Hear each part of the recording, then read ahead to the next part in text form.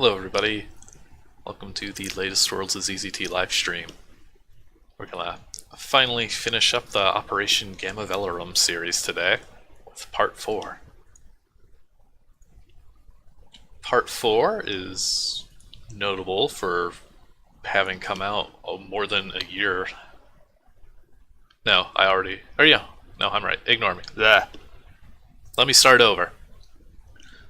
Part 4 came out more than a year after Part 3, so there was quite a wait.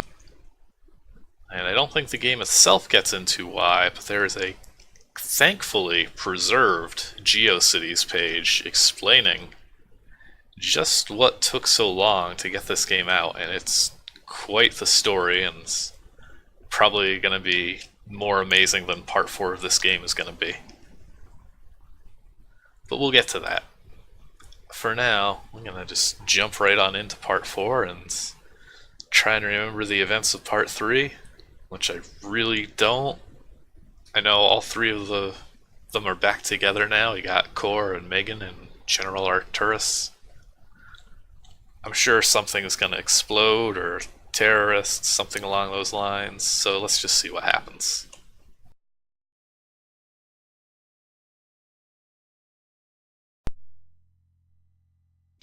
I did write down my password, thankfully. 081C 16 7A09.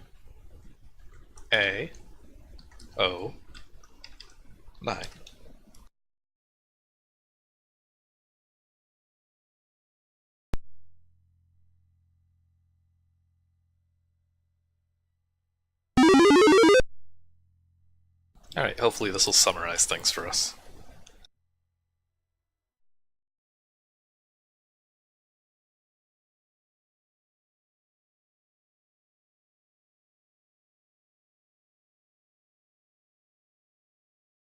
It's a long story. That sums things up pretty well.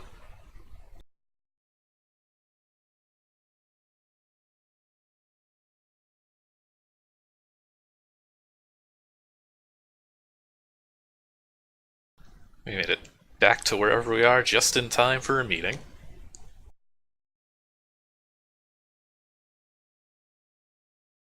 Part 4 also has the most boards of any of them in the series, so be ready for however long this takes.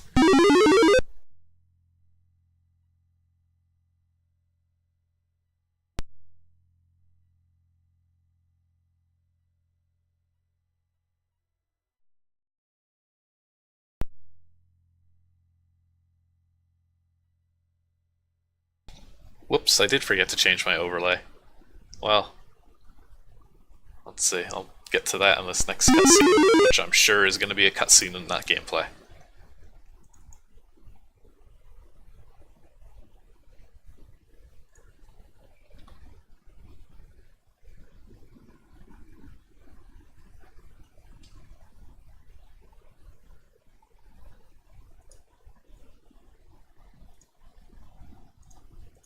Do they always talk this fast? This text is flying by, and it's very difficult to pay attention to this while also trying to edit files.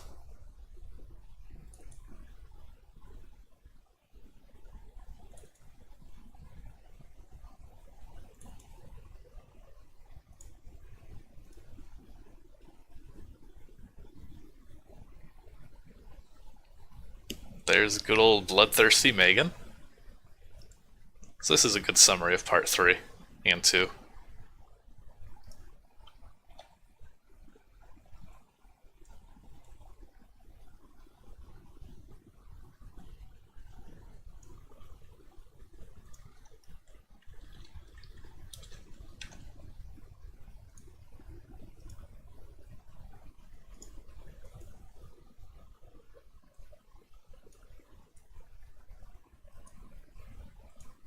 There we go, Part 4. Did I miss anything important? Something about a floppy disk.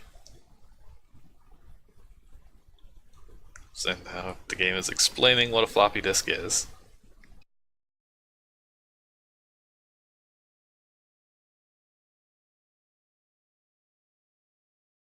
Oh yeah, we found like plans for a weird bomb thing.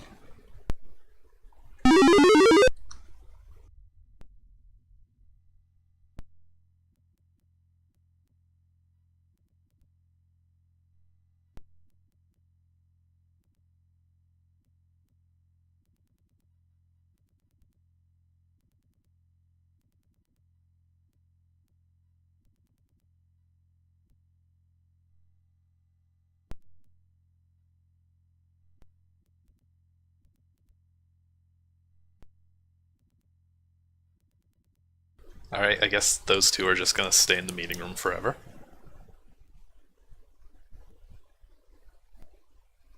Everybody's happy to see Arcturus again.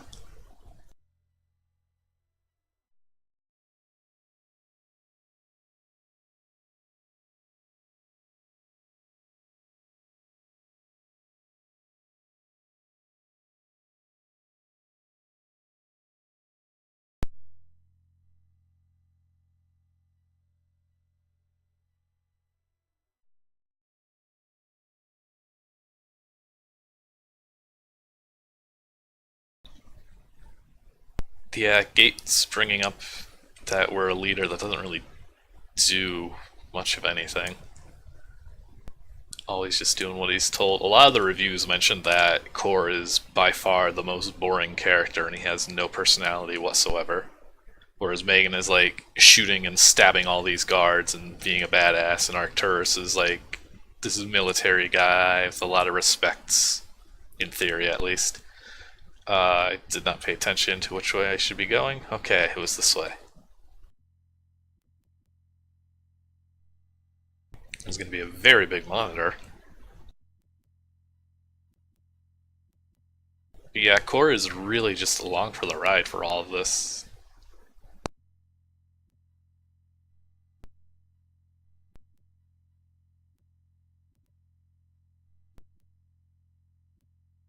Alright, we get some supercomputers. I can't wait to see the specs.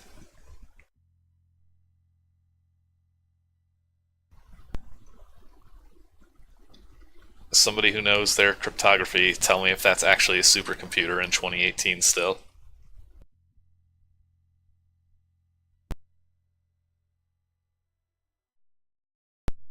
Alright, their security sucks. That's good to know.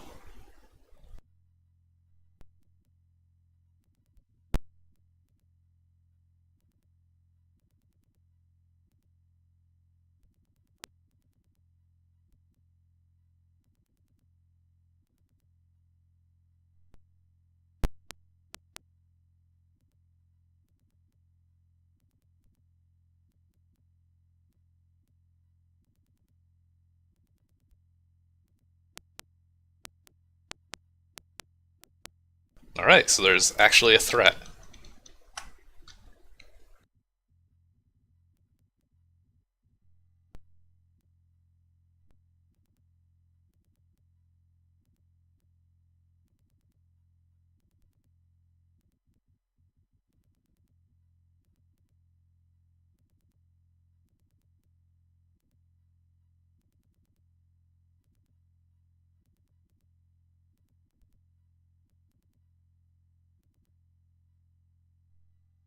That zoom in was pretty cute.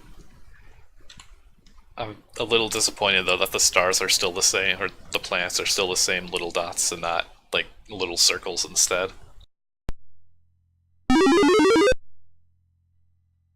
Uh oh.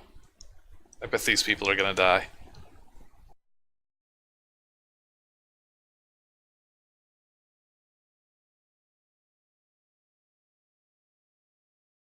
Alright, we get some free laser rifles. And Allied fighter craft in the cargo bay.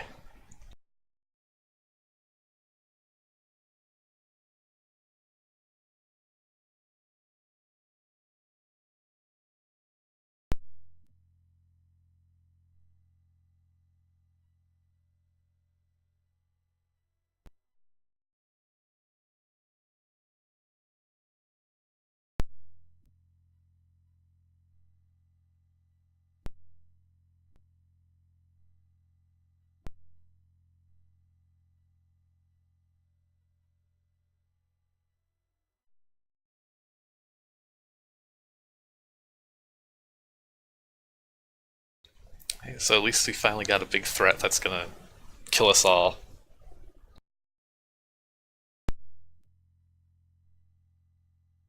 And hopefully we'll get to eat some hamburgers now.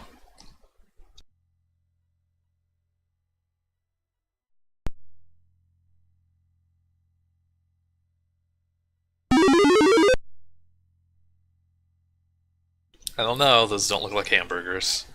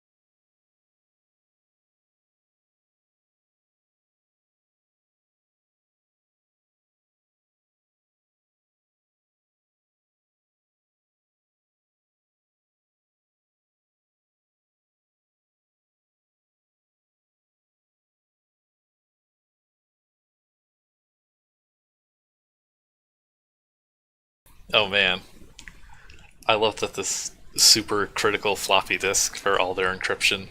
It's wonderful.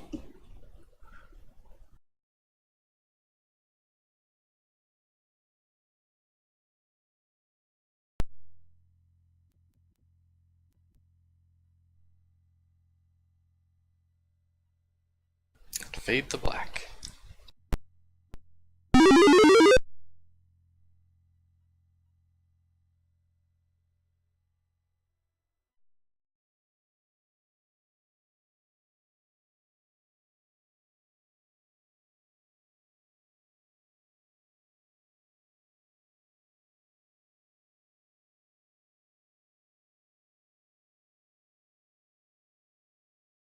Shut up, Arcturus.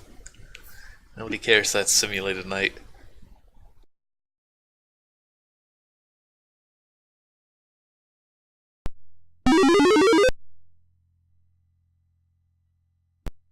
Alright, let's see if they cracked the code.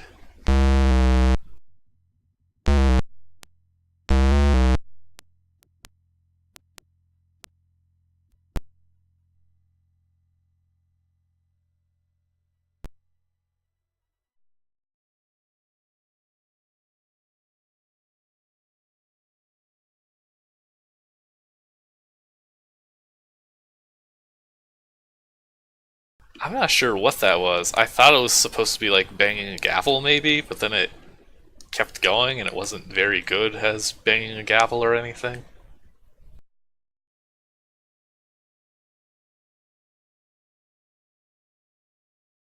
It's just some yucky sounding noises, I guess.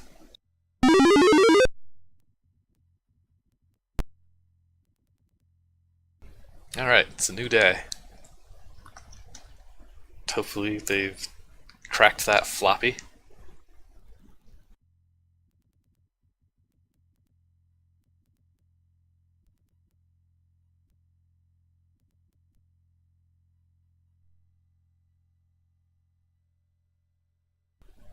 Got some details here about Megan's wounds. Yep, okay, everything's decrypted and we found the enemy base, and now it's probably time to do a trench run, like Star Wars.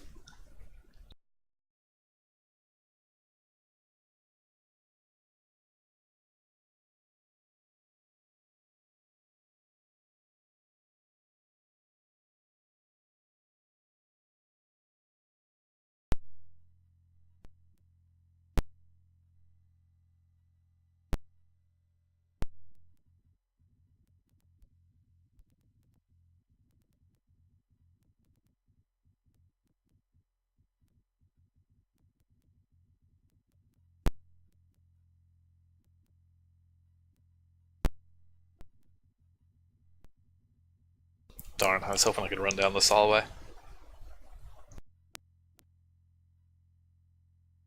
Oh, this is looking very Star Wars.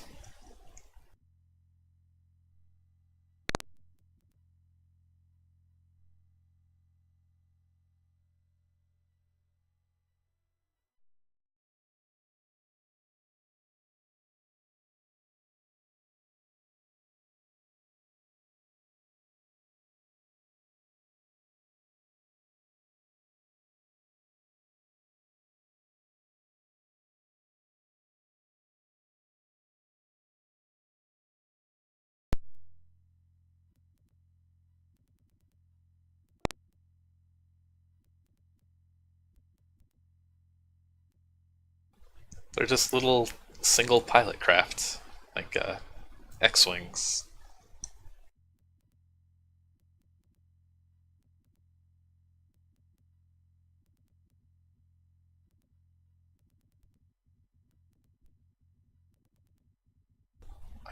I wish I could interact with things.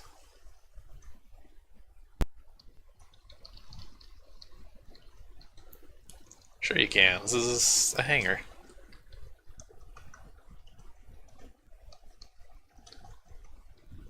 This is like the military base. They got room for X-wings.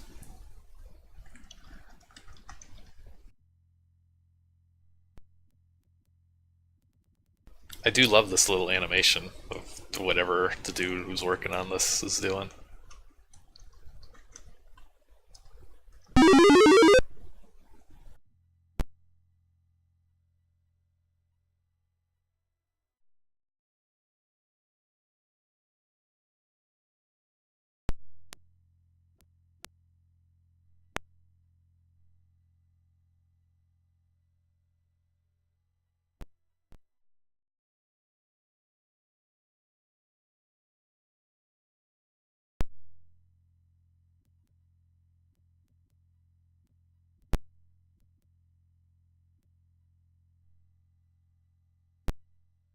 Dang, they gotta do things the old-fashioned way.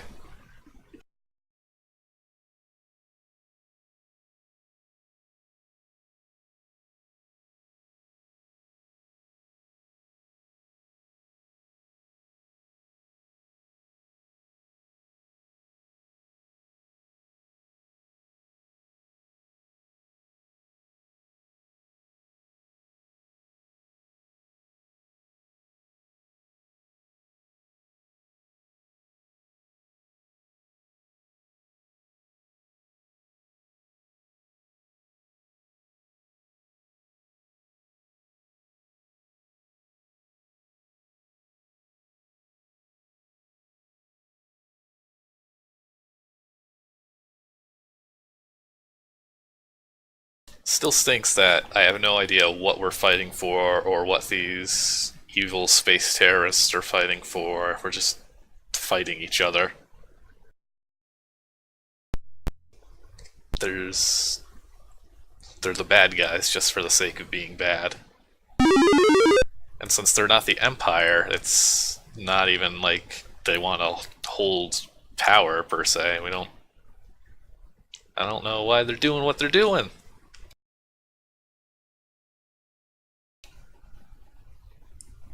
This is.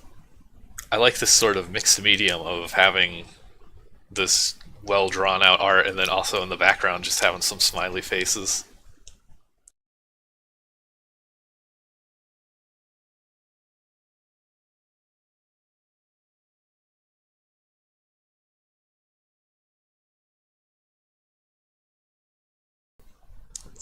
Art, that's what it is. Also, Arcturus walking out like that was really cool too. I don't think anything is going to top Megan shooting that guard, though. That was just a stellar animation.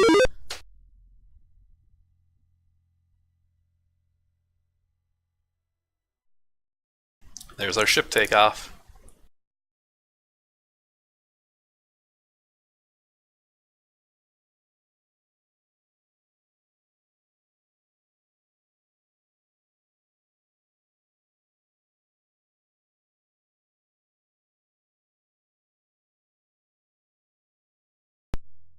Oh, this is just endless. We can just watch this forever.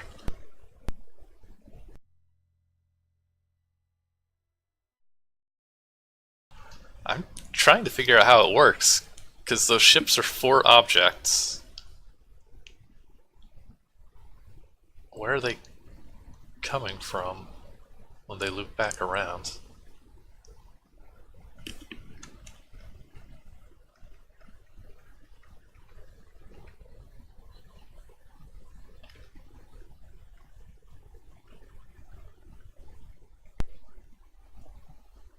It's neat. Uh-oh.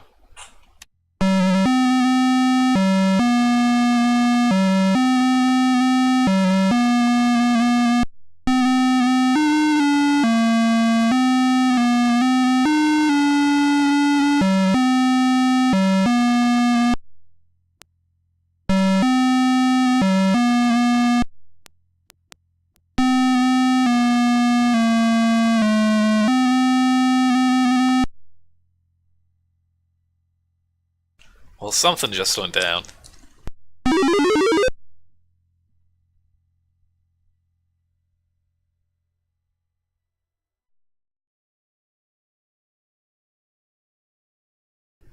Man, those terrorists have, like, the more advanced radar system, apparently.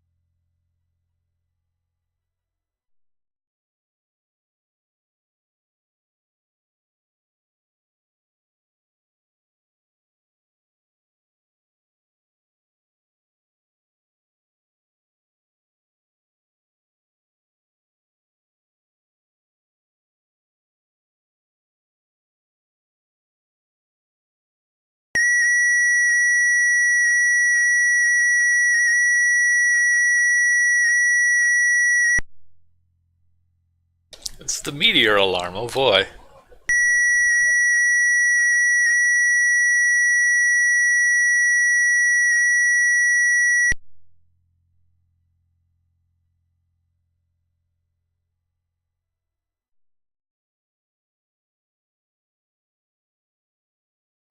I was gonna talk about Core being part Martian finally coming up again, but the meteor alarm definitely stole the show there.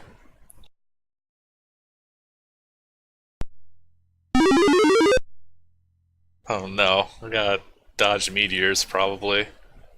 Or worse, I've got targets.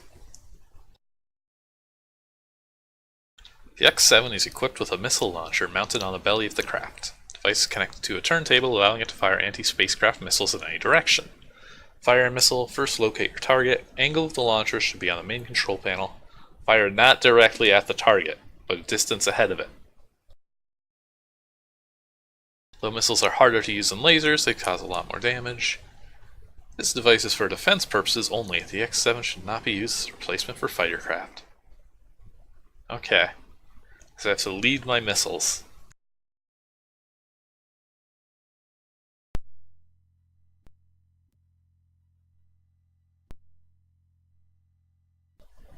Uh,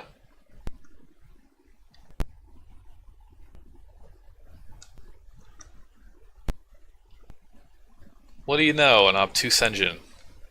Where I have no idea what my feedback is.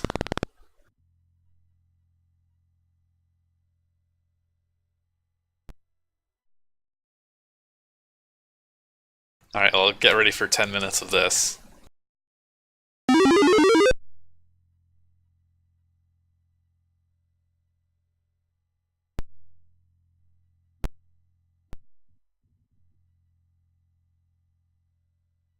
Okay, I managed to get one, that's good.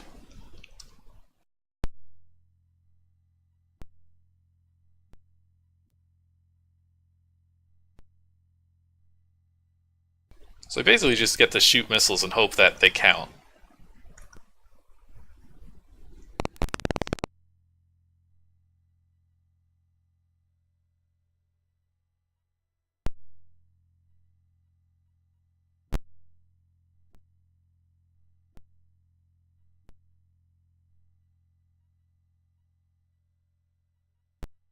Okay, this is making some progress at least. If I can get the last one to show up. Alright! That was way easier than every other one of these engines has been.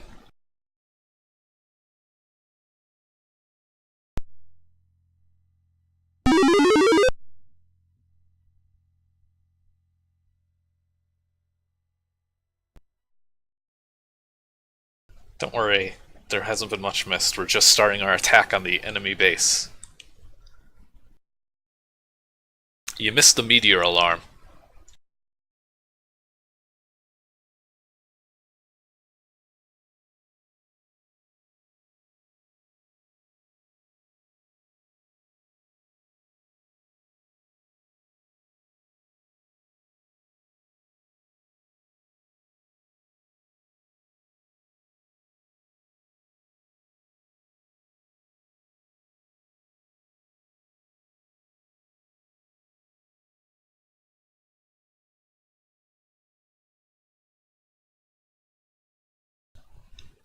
Yeah, the animation that Quantum put into this series is really, really nice. It's well above average. It definitely stands out and makes this a lot of fun to go through.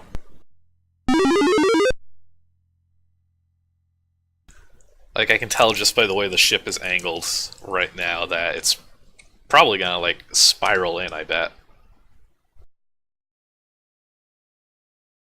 Oh, sure enough.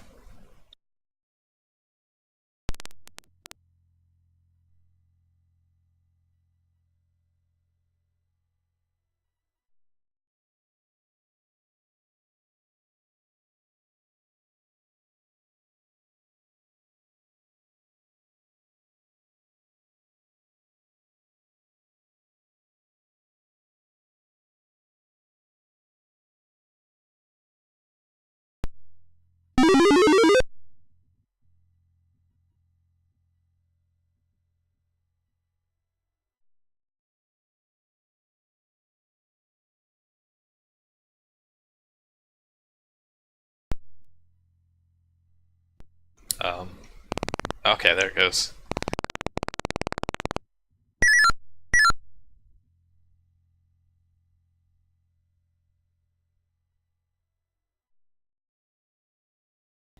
It looks like the only thing our bombers managed to bomb was the ground.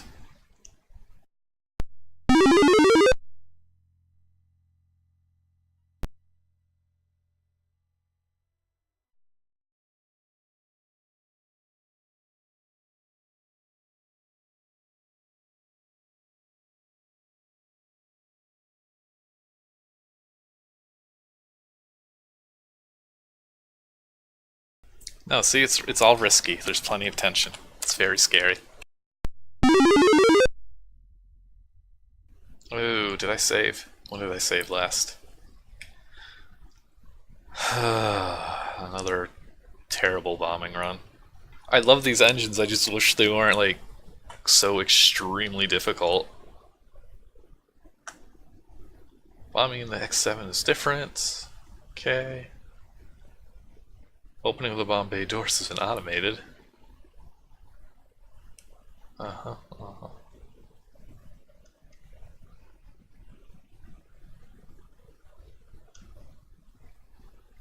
Okay, arrow keys move crosshairs, shoot up to drop bomb. Good luck.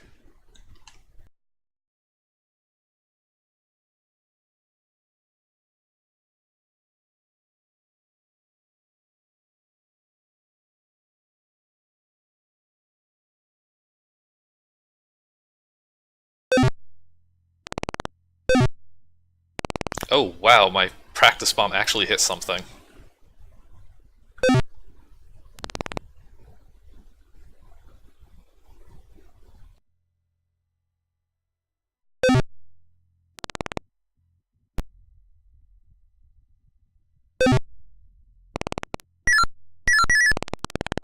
Well,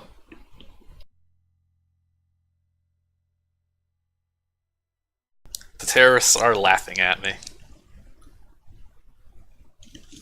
And the planet's being destroyed. Honestly, I'm not even paying attention to the left screen. I just went by the one on the right and figured shoot when I'm so many tiles away from a square.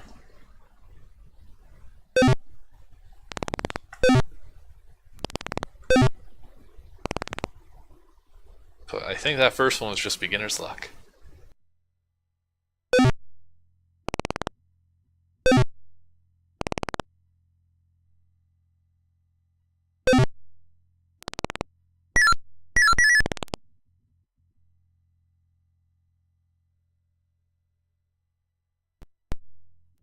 Oh yeah, this is up and down will actually move these crosshairs to make things even more of a pain.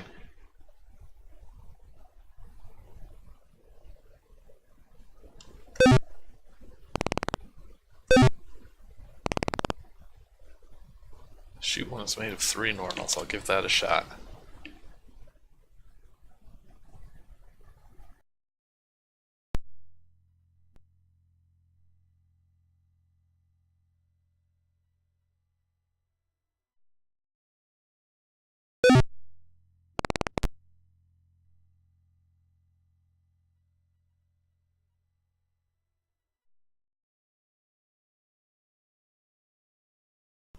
Yeah, I mean, I get that I need to lead them, it's just that it's so difficult to understand or get any feedback from what I am doing.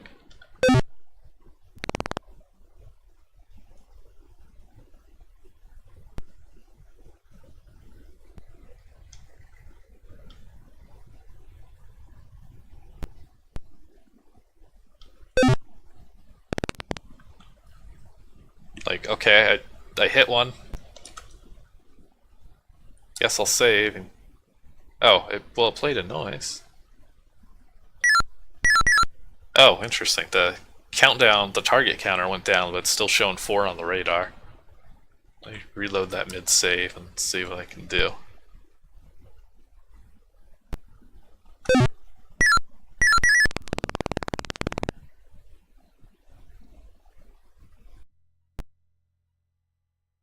And I think I only get like 1 loop around, so even that save seems like it's tainted.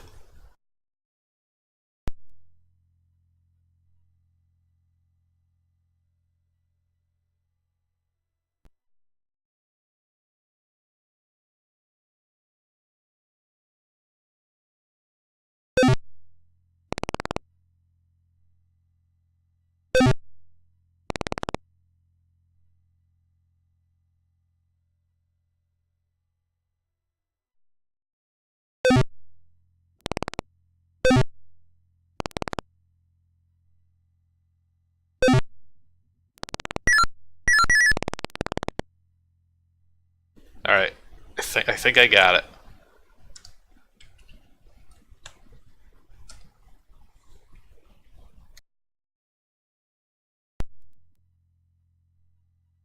And once the normals become 2 tiles tall, that seems to do it.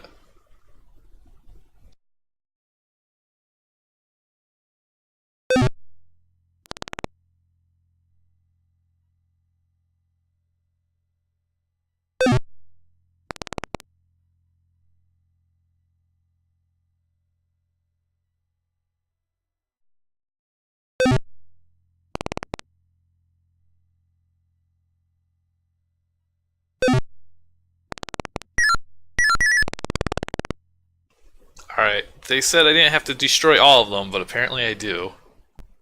But that's definitely the timing for it.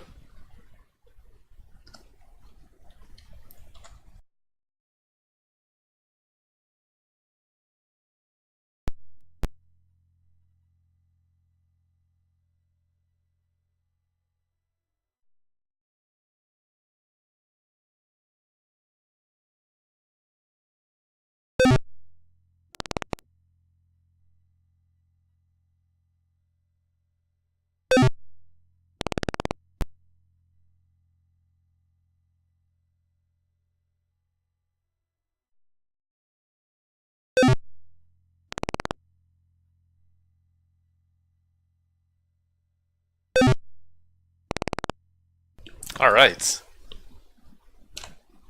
Finally deduced it. My complaint with all these things is not that I feel like I'm getting better, it's that I feel like I'm figuring out what the heck I should even be doing.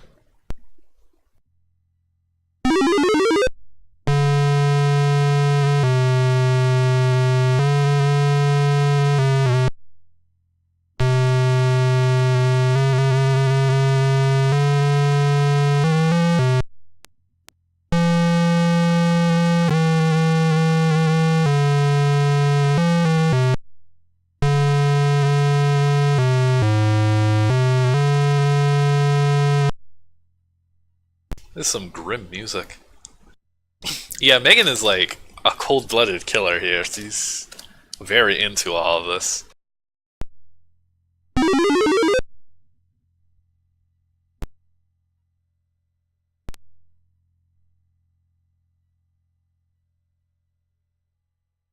And it's a good thing we got handed some of those free laser rifles they were just giving out. I like the little smoking wreckage in the background there.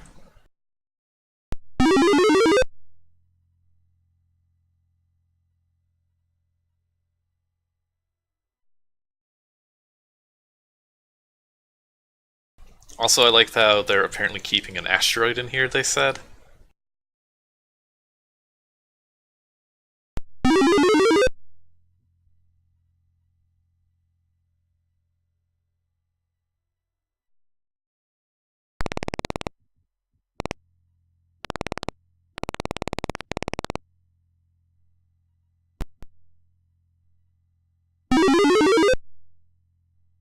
Oh, hello. This is an interesting looking board.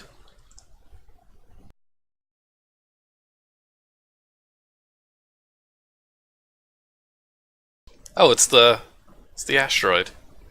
That's no asteroid.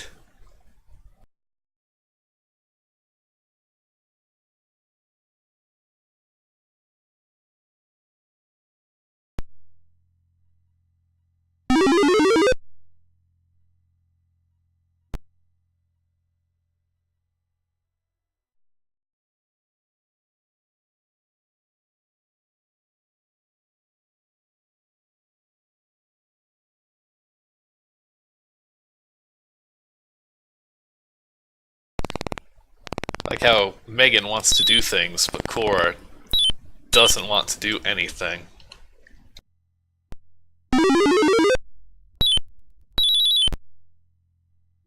Oh, I didn't process that this was like actual danger and not like a cutscene thing. So, okay, let's see. How did I die here? As the laser beam burns through your body, you feel intense pain. Then the area goes numb. Not fully aware of your injury, you take a few steps towards the asteroid with difficulty. The numbness spreads. Wow, this is brutal. You no longer hear the battle going on below. Your vision fades and you can't feel a thing. As you lose consciousness, you hear a scream in the distance. Game over! Good lord. Alright, let's run a little faster this time.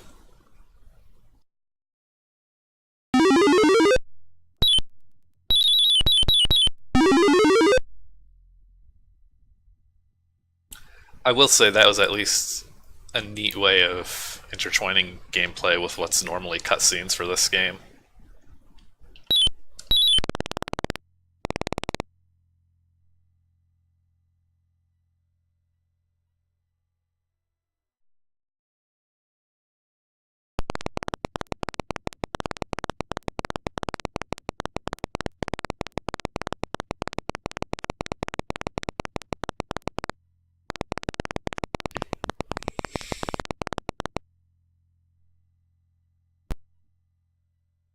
Alright, well, we stole the asteroid, I guess. Or I guess we're just on the asteroid. We haven't really commandeered it just yet.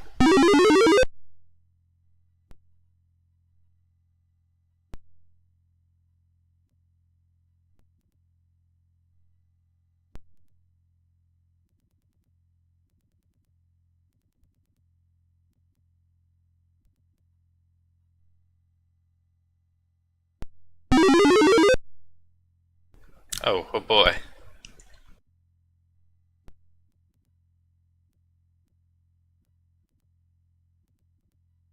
Get to explore the space bathroom.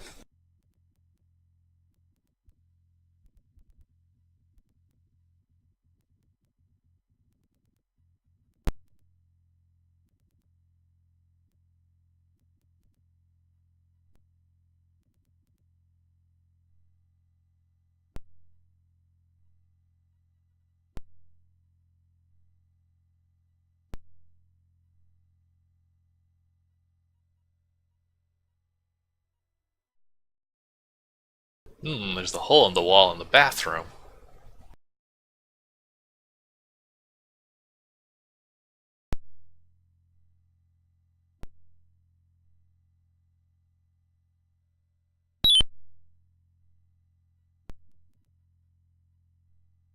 Near the pipe lie some old blueprints of the asteroid's plumbing system.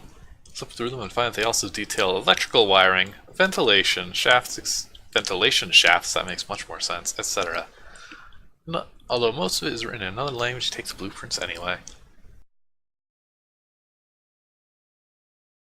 I honestly didn't want to find out if Megan could accidentally shoot me here. Oh, wait a sec. Oh, those are just pipes. I thought that was like a cool hidden laser gun or something.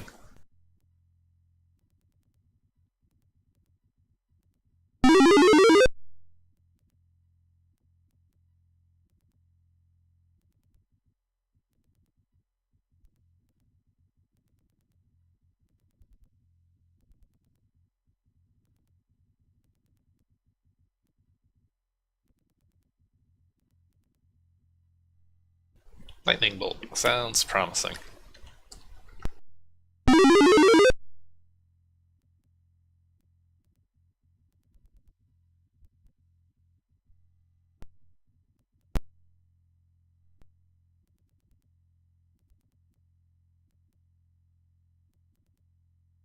Alright, so I guess we can't do anything here just yet.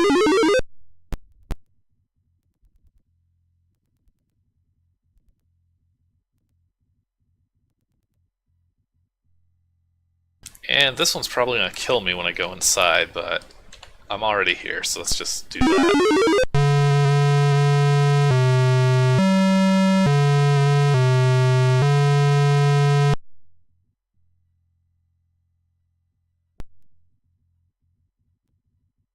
Oh, did it say what a minute? I did not see that.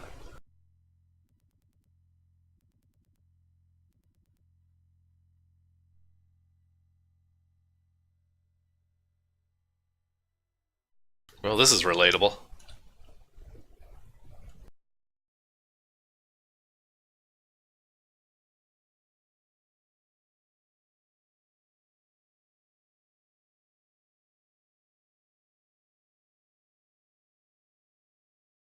Oh boy, they forgot to log out. And they were the administrator, how convenient.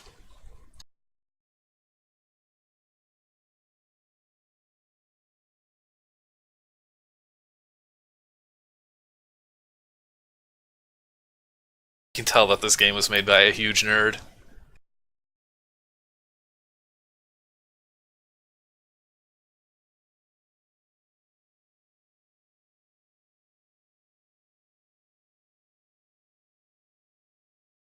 Oh man, there are like so many options here, and half of them will probably get me killed. Let's shut off the alarm. Yeah. So I think I probably need to find this ID card before I do much of anything. I'm gonna see if I get a game over if I log out. Nope, okay.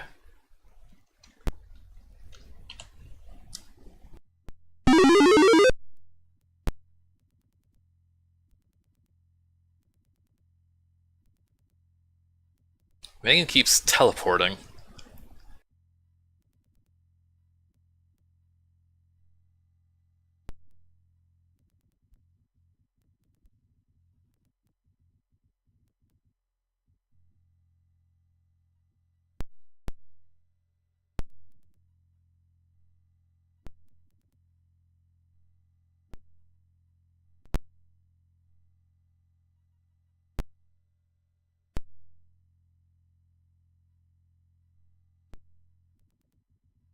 I have no idea what these parts are referring to. Oh, there's some ID cards at least.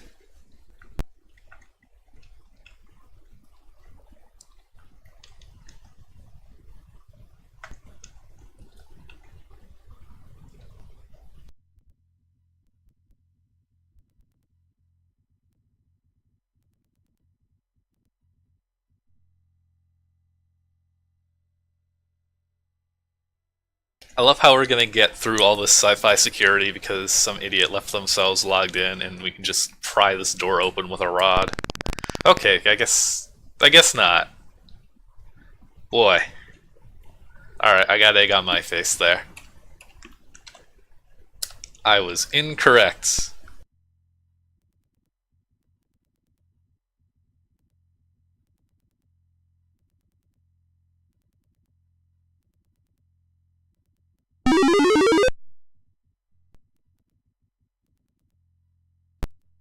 Yeah, Zap is little underwhelming compared to like the burning numbness of being shot and killed by a laser.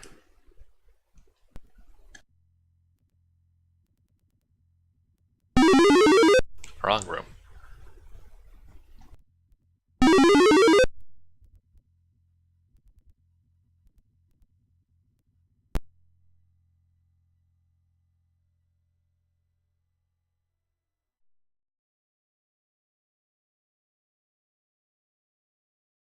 Okay, let's make ourselves an ID card.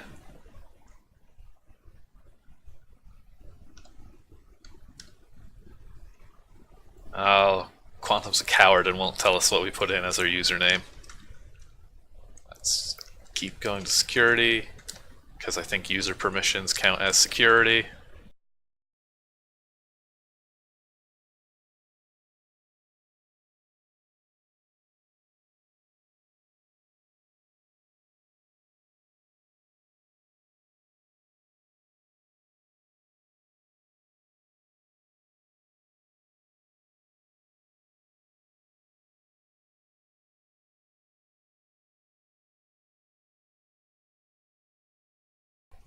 I guess we need to re-input our password to give ourselves those privileges.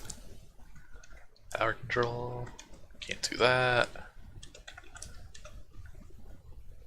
Oxygen control, probably can't do that, probably shouldn't do that. Reactor.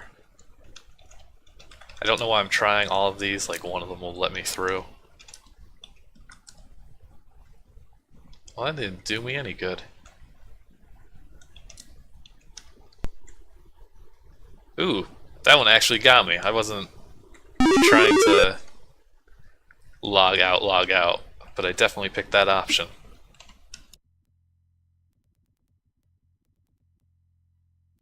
No, it wanted me to confirm that I was actually an administrator by having me insert the admin ID card, which I don't have. But I probably have basic credentials and can open the store now, I'd imagine. I guess not.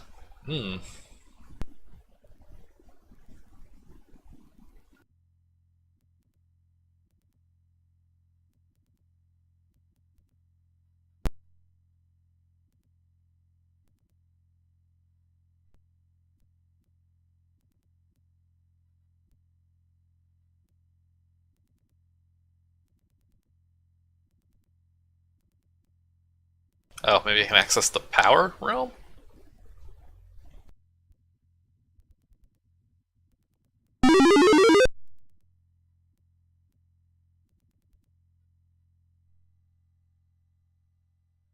Well, I'm glad that I don't need to be an administrator to access circuit breakers on a space station.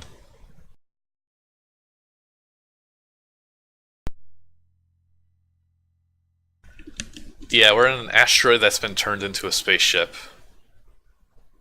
Okay, so we got some circuit breakers. Oh, I got the blueprints conveniently.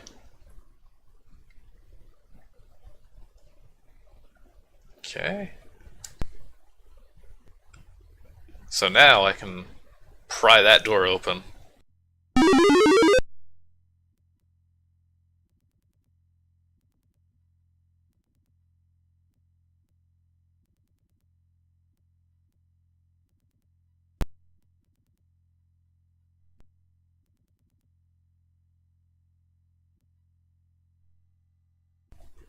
In Rod we trust. Stick the thin metal rod in the crack between the door and the wall. Try to pry it open. Making a different approach. You locate the bolt holding the door closed and jam the rod in as hard as you can, dislodging the bolts. The door, now free to move, silently slides aside. How convenient.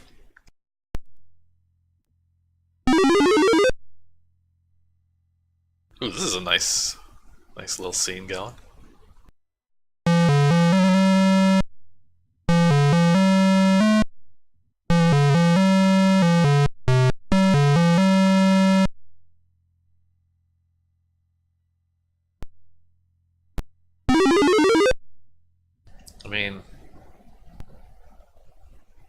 figured it would be able to, like, sneak attack here. Alright, RPG battle number 5, the Asteroid Cockpit. We've got a lot more options compared to the beginning of the game now. Let's try out this cool laser rifle we were given. Ooh, good. That went well.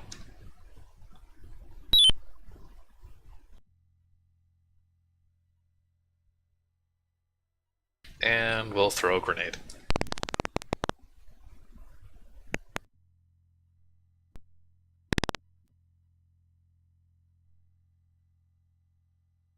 Then we'll kick them.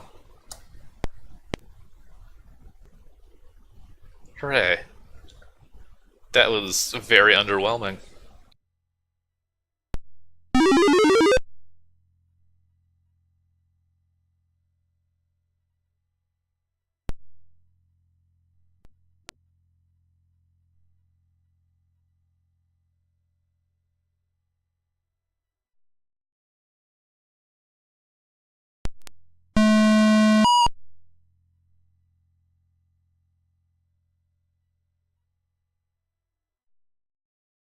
Okay, so where are we gonna park this meteor, or asteroid?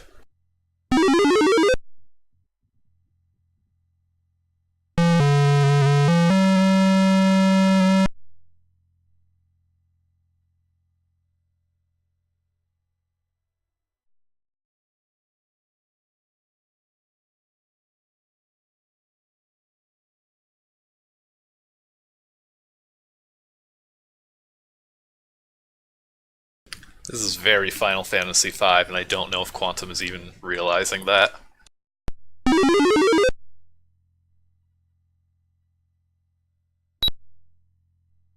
This guy's gonna freak out.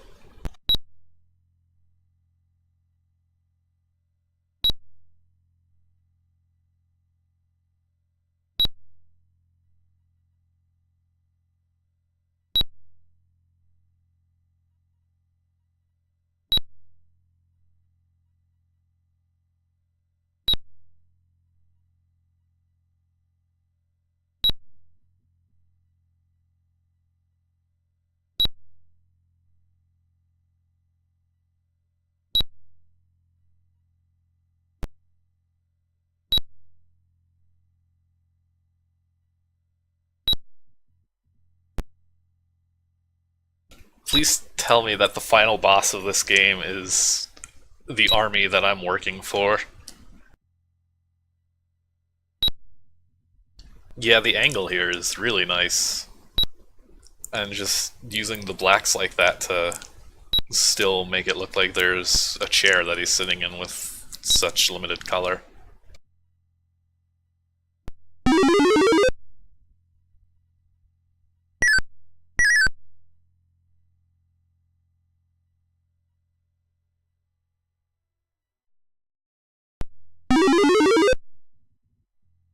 Oh boy, I was right. Let's see how this goes. Time to gently land our asteroid on the planet. Quickly try to turn on the shields. It won't work. Nuclear reactor doesn't have enough energy.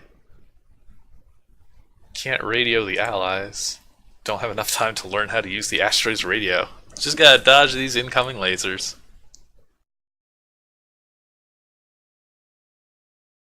Good luck. Oh good, it's one of these. These aren't that bad because I know what I'm doing at least. Well, that's gonna be a fun cover-up for the allies.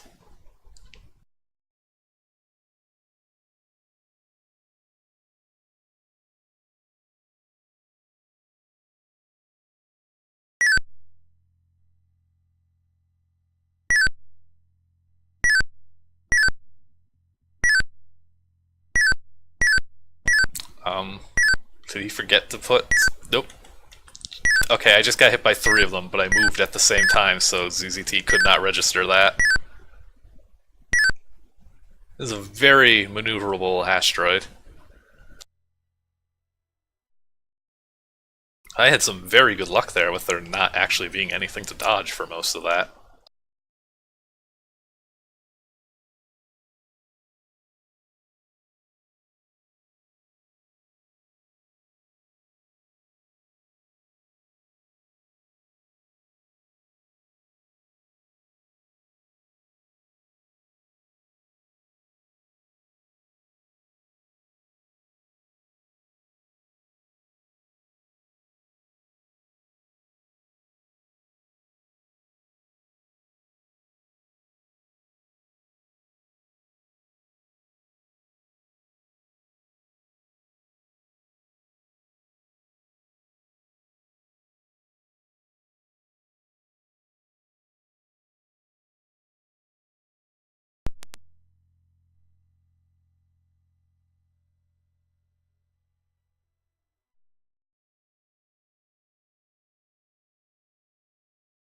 Oh man, let's hop into our car and go for a drive.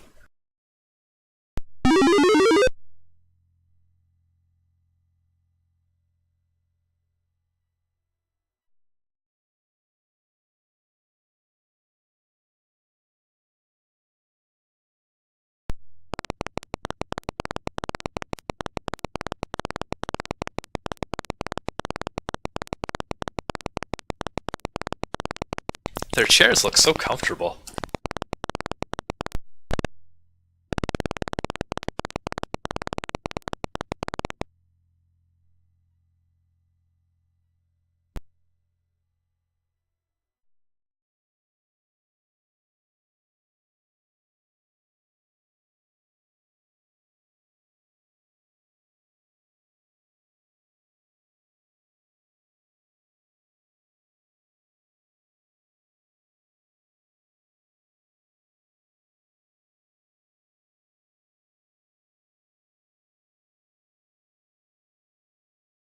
Look at that cute car. I love this.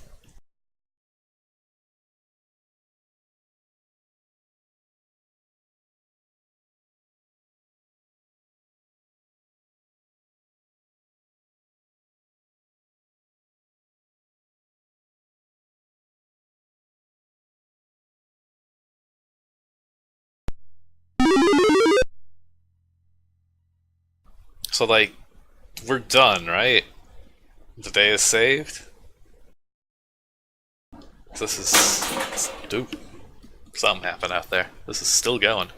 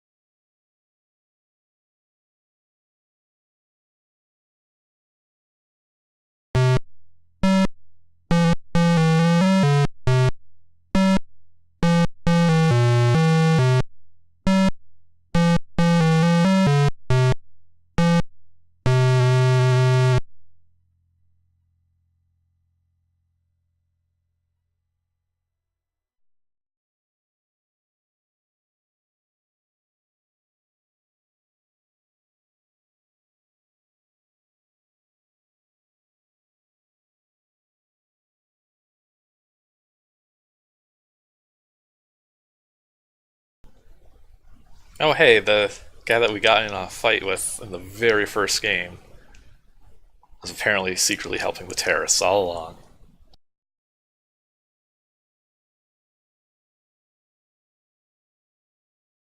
What a throwback.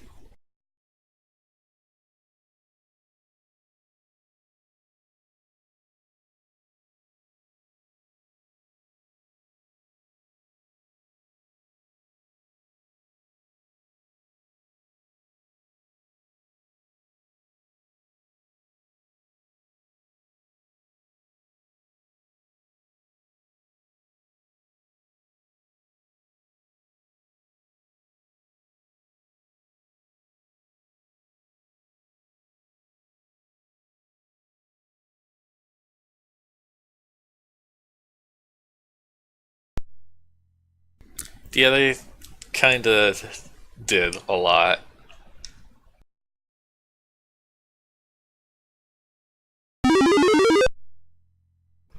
Dang, that's some nice composition.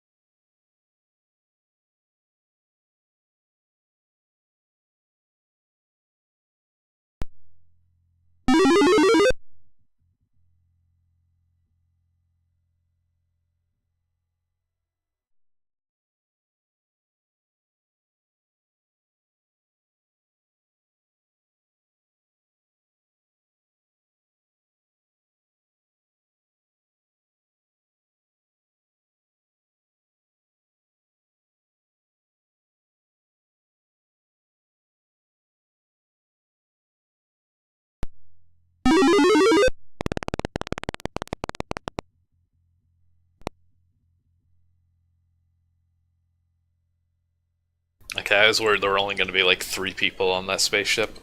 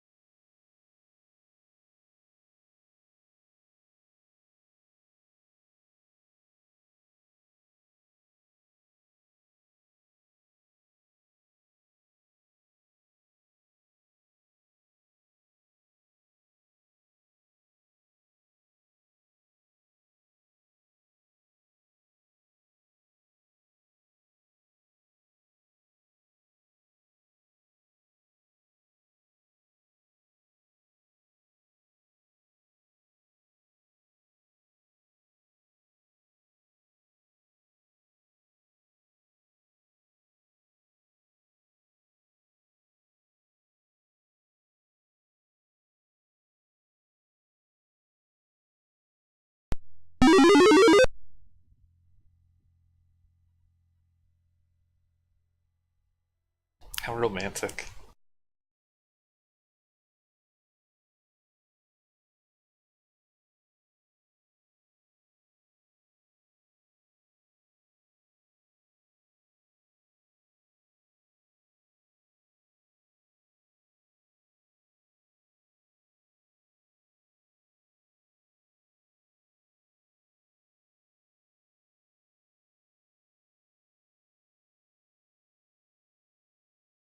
Oh, thanks God.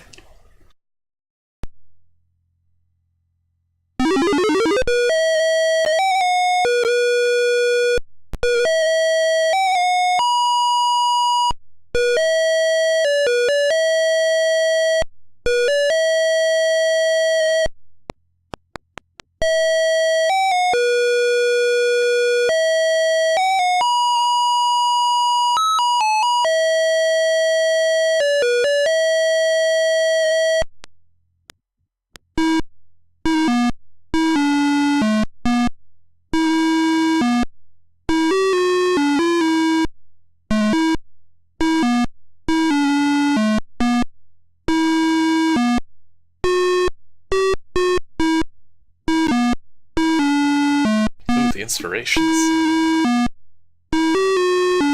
Star Wars. War Torn.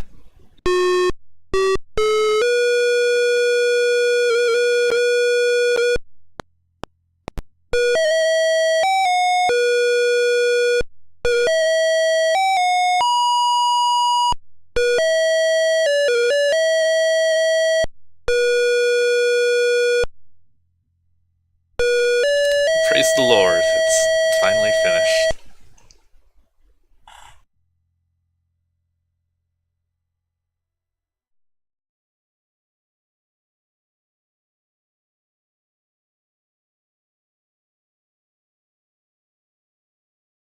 So that was a pretty fun series, honestly. Even if it definitely had its low moments with a lot of those engines. But it was definitely a lot of fun to play through. Pretty silly, but enjoyable all around. That music is definitely a little more shrill in DOSBox than it is on something that runs ZZT natively. The PC speaker stuff doesn't quite come out right. But yeah, that was Operation Gamma Velorum. And like 2 of the other 3 parts, it won a Mad Tom's pick, which was the ZZT award of the time. But like I said, this game has an interesting sort of history because it almost didn't actually get released.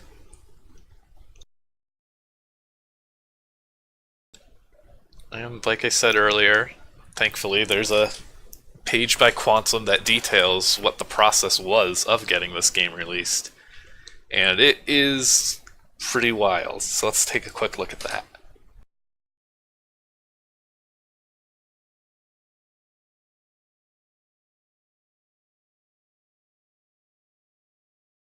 Don't mind the awkward cropping and flickering, because OBS for some reason stopped letting me capture Firefox. Now I have to capture my screen directly, which I don't like. Here's the scenario. Just finished this game you've been working on and off for the last 15 months. It's time to upload it to Zoo World, Z2, and the like. There's just one problem. The computer you did all your work on isn't currently equipped to connect to the internet, and both floppy drives are currently non-functional. There's no obvious means of getting anything out of the computer. Now what do you do? One solution is simple: give up. That wasn't an option. I'd already released the first 3 installments of Operation Gamma Velorum, and the release of the final episode was already greatly delayed. Creating a series that wins a couple of awards, making the player wait over a year in suspense to see how it ends, and then telling them that they'll never play the rest doesn't do wonders for your reputation. I had to release Part 4. The question then becomes this: how do you get the game world off of the PC and onto the internet? Could install the necessary communications card, hook up the modem, and hope it works. Without installing new circuit boards inside the case made me a bit nervous. On the other hand, I could fix the floppy drives. They worked before, and I was pretty sure the problem was the cable connecting them to the motherboard. Easy enough to fix, I thought. So I opened up the case. The cable was half unplugged from the drive, so I stuck it back on, turned it on, and it didn't work. I plugged in several different ways, and corrupted a couple floppy disks in the process, but I couldn't get it to work. Probably could have given enough time, but I'm not much of a hardware person, and I didn't particularly want to spend weeks fiddling around with cables and wires with no guarantee of success.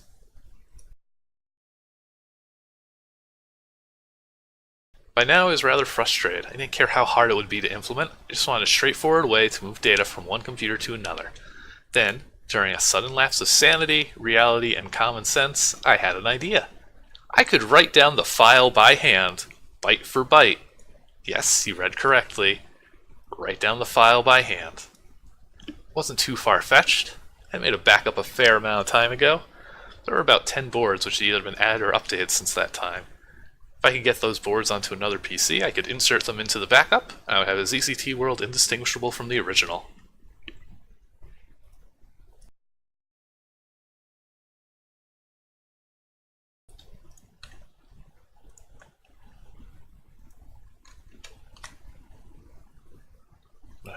I lost my place. These boards were the only data I needed to transfer, making the job a lot easier. Sure, it would still be a lot of work, but at least if a problem occurred, it wouldn't be hidden inside the depths of the computer's hardware. Except for human error, very little could go wrong. Plus, I kind of wanted to see what doing this would be like. The following log details what I did and when I did it. I want to look at my chat very quick, because I kind of used the same Firefox window. Yep, everybody's terrified as expected. Saturday, January 24th, which is almost 15 years ago now. Exported the boards had been changed, and zipped them, reducing them from 60K to 23.8.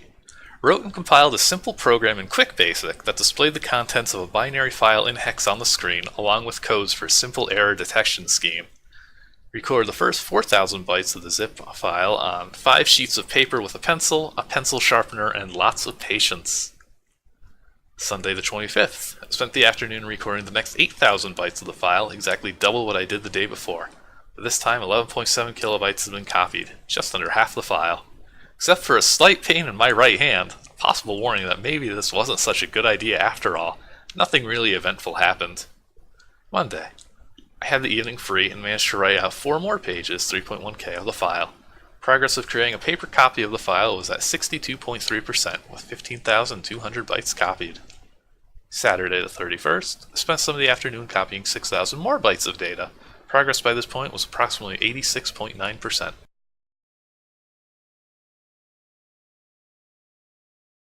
Sunday the 1st. Spent the afternoon copying the last part of the file. All 23.8 kilobytes of information have been copied onto 31 pieces of paper, each single-sided. We frequently write on the unused sides of waste paper. Phase 1 is now complete. Thursday, February 3rd. Started work on a simple binary editor written in QuickBasic. Commands implemented were page, line, checksum, write, and exit. Worked on the function to parse text entered by the user, extract hex numbers, and write them to memory as bytes in a string.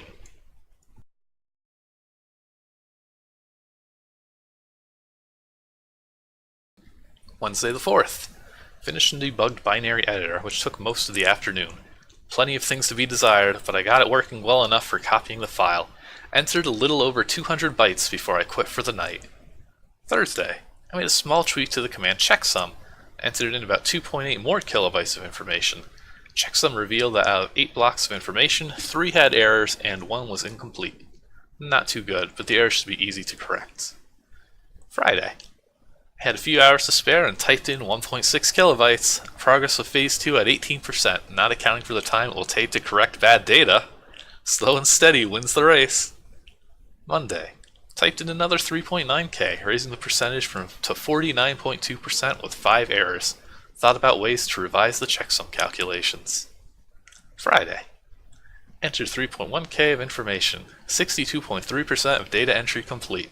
With 14.8k transcribed, I seem to be getting bad data regularly, but I think I've worked out a better checksum system that will allow me to pinpoint errors and correct them easily.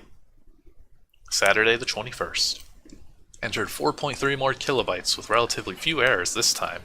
I decided that the advanced checksum system will not be implemented until Phase 2 is over. Percentage of Phase 2 complete is now 80.3%. Sunday. Type the rest of the file into the computer. Phase 2 is now complete. Phase 3, correcting the many errors in the copied file, will follow. Phase 3 begun. Spent an hour or two running a new checksum program in QuickBasic. The program will generate 1,221 4-digit hexadecimal checksums, one for every 20 characters in the file. Hopefully this will make finding errors easier. Wednesday. Tested part of the checksum program. Wrote down the important parts of the source so that I could easily and accurately duplicate the checksum program on the other computer. So yeah, again, he had to compare his checksum with what he was entering on the computer he was transferring it to, as well as the one he was copying it from, so he also had to write this QuickBasic program twice as well, which is fantastic.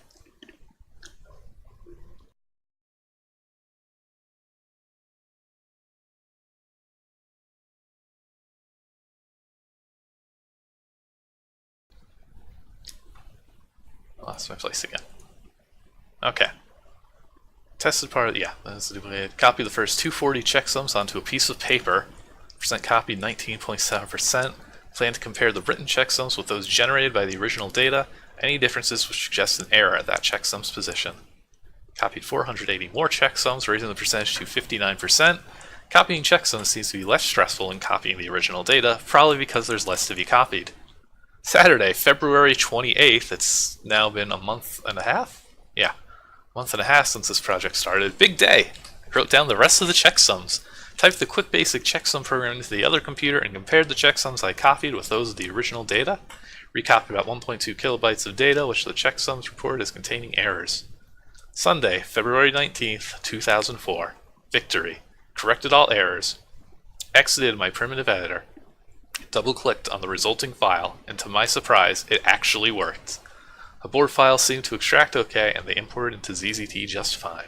Average data transfer speed, about 0.00000766 kilobytes per second. Now, after two power supply failures, several missed deadlines, problems with floppy drives, a crazy idea or two, and I'll admit it, some laziness on my part, Operation Gamma Velorum Part 4 is finally out. Hopefully this data copying incident will work on me, like the traditional punishment used by teachers. I will back up my files more frequently. Quantum P. So, yeah. That was the thing that he did. Oh yeah, I'll definitely post a link to this, because good lord. I mean, in 2004, when you're like a teenager who's probably working on like a 486 and a family computer that's shared with everybody, there's not really a ton of tools if you don't have that floppy drive working for the 486.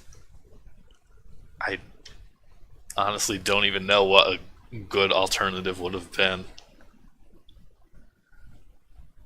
But he did it, and we got part 4, and I'm glad he did. But yeah, it's like the sort of thing where I'm sure a year later he probably would have had like a $10 US. Well, no, because if it's an old enough computer, it won't even have USB ports. I. It's that easy. I mean, that thing had a 5 1/4 floppy drive that was also broken. Those are really your only options. Unless you can get that sucker hooked up over Ethernet. Taking the hard drive out, somebody said at the very beginning of me reading this, that's probably the most sensible thing, but it's also probably terrifying that, oh my god, I'm going to break the hard drive. That sounds scary. But that's something. So that's Operation Gamma Velorum. I had a lot of fun playing through the series. I don't know what I'm going to be playing next right away. I have some ideas. They're not going to be multi-part streams like this. But this one was a lot of fun, and I do kind of like doing these longer games that I can break up like this. So thank you all for watching. We'll be back in a week, maybe 2, maybe 1, and we'll see y'all later. Later.